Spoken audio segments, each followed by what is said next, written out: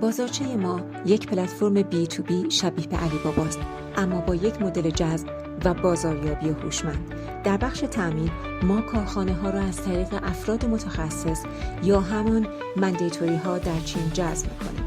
این مندیتوری ها می توانند تجار با تجربه باشند که همین حالا با کارخانه‌های چینی رابطه کاری دارند.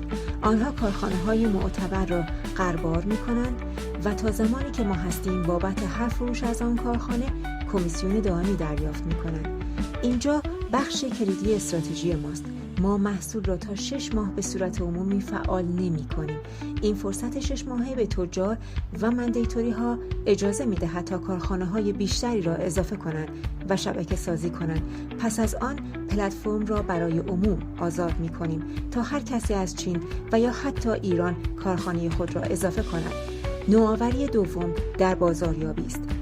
در ایران هر طراح یا خریداری که محصول ما را از شبکه اجتماعی خود پلتفرم ما تبلیغ کند و از آن طریق به فروش برساند یک کمیسیون واقعی دریافت می‌کند.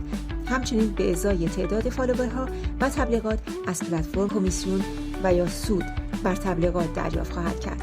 ما در 6 ماه اول در حال ساختن یک شبکه تامین کننده و بازاریاب اختصاصی هستیم. امیدواریم که شما را در لیست سرمایه گذاران خود ملاقات کنیم.